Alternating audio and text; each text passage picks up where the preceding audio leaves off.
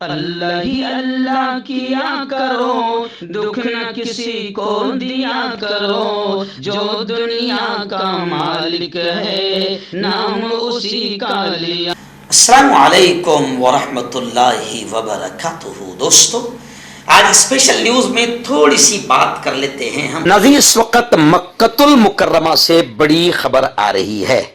جو ہندوستانی عازمین حج، جو ہندوستان سے حج کے لیے لوگ گئے ہیں، ان کی تکلیفوں کو لے کر بڑی خبر آ رہی ہے۔ جی ہاں، بتایا جا رہا ہے کہ مکہ المکرمہ میں ہندوستانی حاجی بڑے پریشان ہیں، بد نظمی کا شکار ہے۔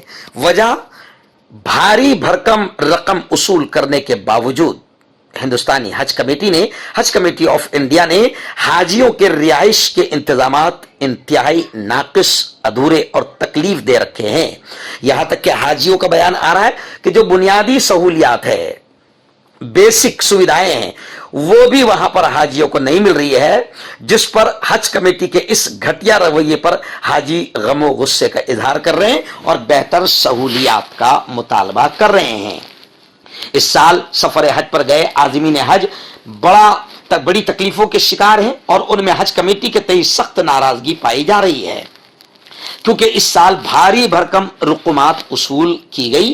اس کے باوجود حاجیوں کے لیے حج کمیٹی آف انڈیا نے بہتر سہولیات کی فراہمی کا بندوبست وہاں پر نہیں کیا۔ عالم تو یہ ہے، حاجی بتا رہے ہیں کہ بلڈنگ اور کمروں میں نہ صفائی ہے اور نہ ہی پانی کا صحیح انتظام ہے۔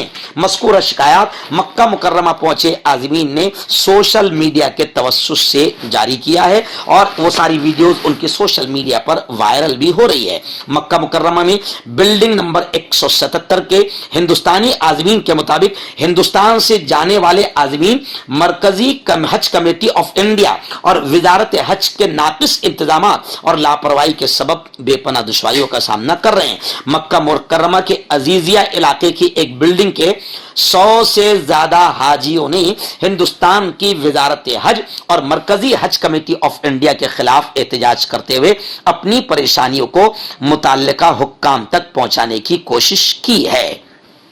اور ہم بھی وائرل نیوز لائیو کے ذریعے سے خبر اسی لیے دکھا رہے ہیں تاکہ عازمین حج کی تکلیفیں دور ہو سکے۔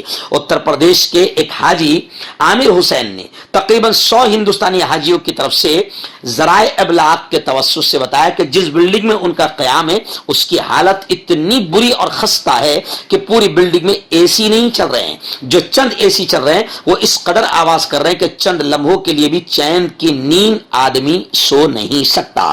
انہوں نے کہا یہی نہیں بلکہ اس بلڈنگ کے باتھ روم اور بیت الخلاء ٹوائلٹس کے دروازے بھی ٹوٹے ہیں، جس کی وجہ سے خواتین کو سب سے زیادہ دشواریوں کا سامنا کرنا پڑ رہا ہے۔ عامر حسین نے بتایا کہ عازمین سے رہائش اور کرائے کے نام پر بڑی رقم وصول کی گئی، لیکن اس کے بدلے انہیں خستہ حال بلڈنگوں اور ہوٹلوں میں بھیجا جا رہا ہے۔ انہوں نے بتایا کہ 8 دن گزر جانے کے بعد یہاں اب تک کوئی معلم بھی نہیں آیا ہے اور زیادہ تر حاجیوں کا سامان بھی ان تک ابھی نہیں پہنچا ہے۔ اس کے باوجود ان کی فریاد سننے والا بھی کوئی نہیں ہے۔ جو عازمین حج بیمار ہیں ان کا علاج تک نہیں ہو رہا ہے، اور سب سے بڑی پریشانی یہ ہے کہ اس علاقے میں بسوں کی سہولیت بھی مہیا نہیں ہے۔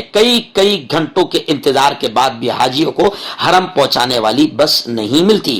دیوبند حج کا کاؤنٹر کے convener Faheem Siddiqui, trainer doctor Mohammad Azam اور مولانا دلشاد قاسمی نے مکہ مکرمہ میں حاجیوں کی پریشانیوں اور حالت زار پر سخت غصے کا اظہار کرتے ہوئے کہا کہ ہر عازم حج نے سفر حج کے لیے تقریباً 5 لاکھ روپے کی بڑی رقم دی ہے اور آج انہیں کوئی بھی سہولت نہیں دی جا رہی ہے۔ یہ انتہائی افسوسناک بات ہے۔